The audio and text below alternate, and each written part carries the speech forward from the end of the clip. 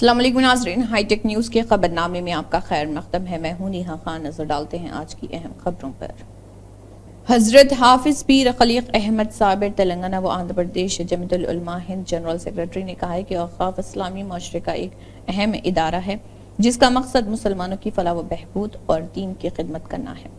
اوقاف کی بنیاد اس اصول پر رکھی گئی ہے کہ ایک مسلمان اپنی جائیداد، زمین یا مال کو اللہ کی راہ میں وقف کر دیتا ہے تاکہ اس سے مستقل بنیادوں پر مسلمانوں کو فائدہ پہنچے۔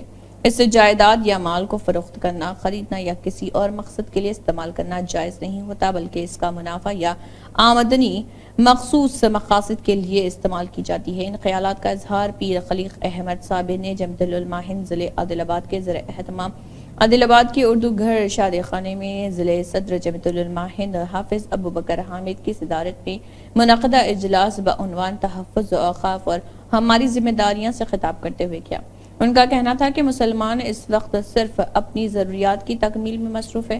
اب وقت آ گیا ہے کہ مسلمانوں کے جاگنے کا، اور اگر اب بھی ہم نہیں جاگیں گے اور بکھرے ہوئے رہیں گے تو دشمن طاق میں ہے کہ مسلمانوں کی اس ملک سے نمائندگی کو ختم کر دیا جائے اور سیاسی اعتبار سے مسلمانوں کو کمزور کیا جا رہا۔ انہوں نے کہا کہ حساس مسائل پر مسلمانوں کو متحد ہونا چاہیے۔ پیر خلیق احمد صابر نے اوقاف سے متعلق مختلف پہلوؤں پر تفصیلی روشنی ڈالی۔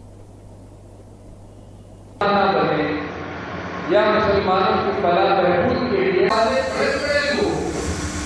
بڑے اپنے اقتدار پر رہنے والے لوگ، سلطنتوں کو سنبھالنے والے لوگ، بادشاہ لوگ، کئی بڑے بڑے لوگ اس کو اسی طرح کرتے جو جائیدادیں خالی مسلمانوں کے لیے مختص کی گئی تھی اس کو وقت کے ذریعے سے یہ بتا کر گیا کہ آپ اس کا استعمال ان مسلمانوں کے اس کام میں کریں گے،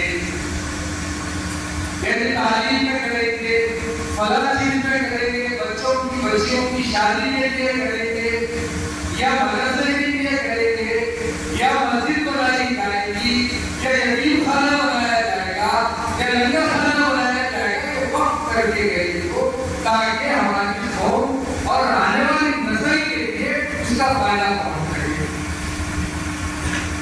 اب سوال یہ ہے، ان کو پیٹ میں درد ہو رہا ہے کہ یہ وقت کی جائیدادیں اتنی زیادہ ہے، اتنی زیادہ اس ملک میں وقت کی جائیدادیں ہیں، نمبر 1 پر وقت کی جائیداد، مطلب پورے ملک میں جو جائیدادیں ہیں نمبر 1 پر ایئرپورٹ کے پاس ہے، نمبر 2 ریلوے کے پاس ہے، نمبر 3 جو جائیدادیں ہیں پورے ملک میں وہ وقت کے پاس ہے جو مسلمانوں کی ملکیت ہے۔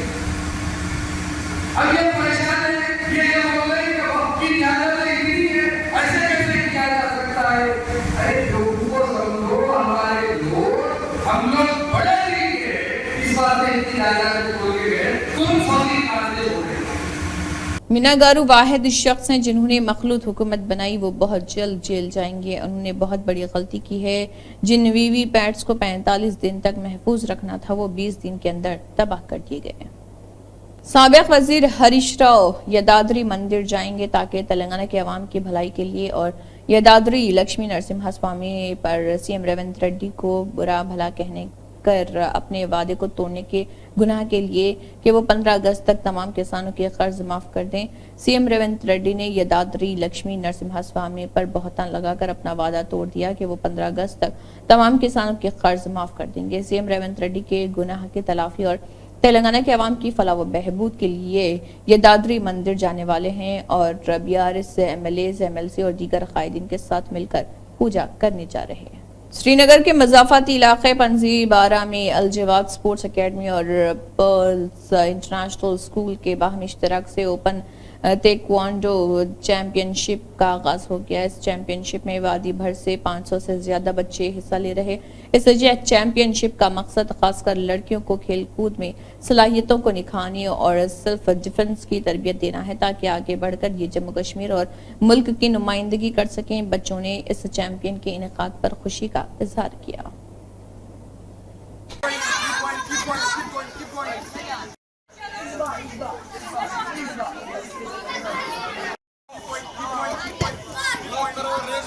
स्पोर्ट्स को ज्वाइन करिए. आजकल के ज़माने में बहुत ज़रूरी है. सेल्फ डिफेंस हर एक लड़की के लिए मस्ट है. देखिए यहाँ पे मैं इतना कहूँगा, बच्चों को बहुत सारा बेनिफिट्स मिल सकते हैं अगर पेरेंट्स का सपोर्ट रहेगा. सीधी सी बात है, बच्चों को बहुत ज़्यादा फ़ायदा मिल सकता है. मैं इतना कह सकता हूँ, एलजी गवर्नमेंट से मैं गुजारिश करना चाहता हूँ, ज़्यादा से ज़्यादा बच्चों को सपोर्ट करना चाहिए ताकि हमारे बच्चे इनके, मैं इतना बोलूँगा गवर्नमेंट को, यहाँ पे यूनिफॉर्म की प्रॉब्लम होती है. यहाँ पे हमारे पुअर फैमिली से बच्चे आते हैं, ऑर्फन स्टूडेंट्स आते हैं. मैं चाहता हूँ उनको सपोर्ट मिलना चाहिए गवर्नमेंट की तरफ से. और मैं गुजारिश करना चाहता हूँ जो हमारी सेक्रेटरी स्पोर्ट्स काउंसिल की मैडम नुज़रत जी, वो भी हमें सपोर्ट करे ताकि जगह जगह हम जब पहुँचते हैं. आज हम पल्स इंटरनेशनल. अस्सलाम वालेकुम, मेरा नाम सफ़ूरा वाहिद है और मैं अल जवाद स्पोर्ट्स एकेडमी की स्टूडेंट हूँ और मेरे कोच मिस्टर सुजात सर हैं. उन्होंने ये अल जवाद स्पोर्ट्स एकेडमी की तरफ से एक इवेंट ऑर्गेनाइज़ किया है, टाइकोंडो चैम्पियनशिप, जिसमें बहुत सारे स्कूल्स हिस्सा ले रहे हैं. और हम बहुत खुशकिस्मत है कि हमारे सर ने हमें इतना अच्छी फैकल्टी रखी है. इधर सब कुछ रिफ्रेशमेंट्स वगैरह भी. आदिलाबाद ज़िले मुस्तकिल के एक ज़हनी तौर पर माजूर नौजवान पंकज को पिछले 6 माह से पेंशन नहीं मिल रही थी. इतला मिलने पर हैंडीकैप हेल्पिंग वेलफेयर सोसाइटी के बानी व सदर मोहम्मद इमरान, जनरल सेक्रेटरी फैसल अहमद और जिम्मेदारान ने माजूर नौजवान पंकज को रिम्स हॉस्पिटल ले जाकर सैयदरम सर्टिफिकेट की तजदीद करवाई. इस मौके पर मोहम्मद इमरान ने बताया कि अगर किसी भी माजूरीन की किसी भी किस्म की परेशानी है तो हैंडीकैप हेल्पिंग वेलफेयर सोसाइटी से राब्ता करें, हम मुमकिन मदद फराहम करेंगे.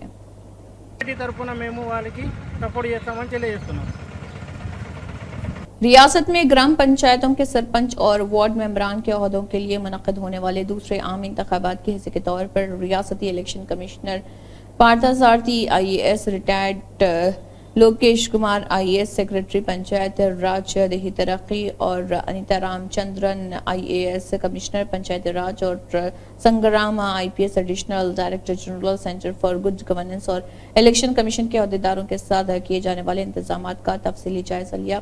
बादजा मुतल्लिका असम्बली वोटर लिस्टों की बुनियाद पर रियासत की ग्राम पंचायतों में वार्ड और ग्राम पंचायत वार वोटर लिस्टों की तैयारी और इशाअत का शेड्यूल जारी किया गया.